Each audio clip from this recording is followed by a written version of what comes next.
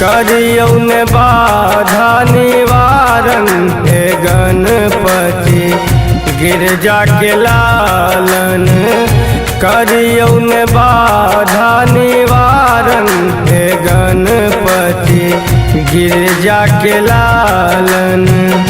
गिरजा के लालन शिव के लालन।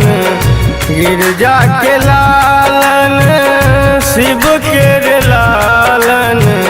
करियौन बाधा निवारण हे गणपति गिरजा के लालन।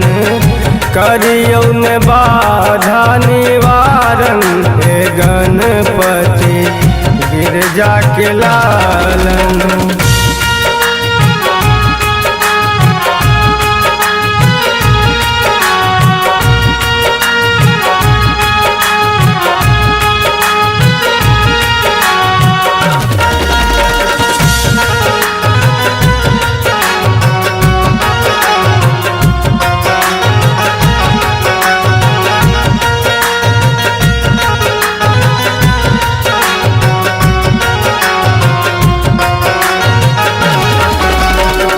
एक दंत गज वदन विनायक बुद्धि प्रदाता सब फलदायक।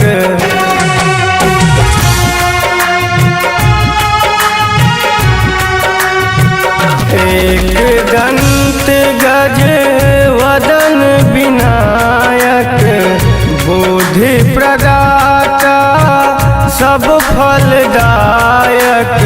सजल अहाल आसन हे गणपति गिरजा के लालन।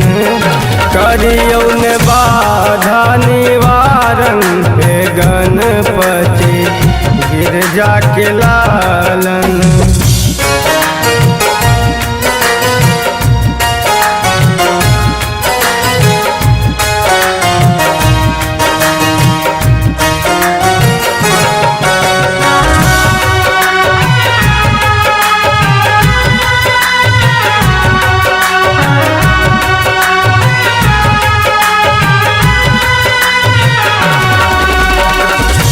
आसन पिरहि कलश सजल अछि विविध रंग सब भोग बनल अछि।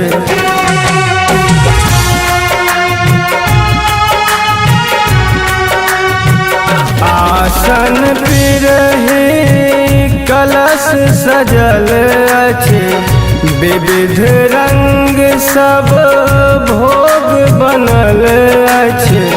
घसल राखल चानन हे गणपति गिरजा के लालन। करियौन बाधा निवारण हे गणपति गिरजा के लालन।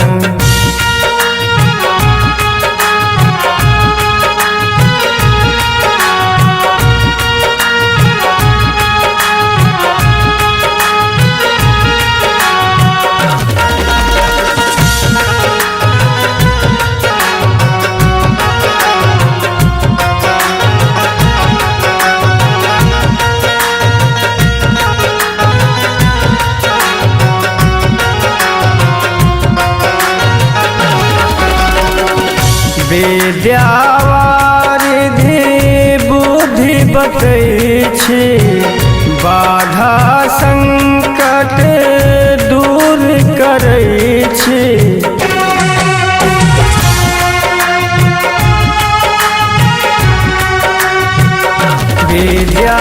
विद्यावारिधि बुद्धि बतैछि बाधा संकट दूर करैछि।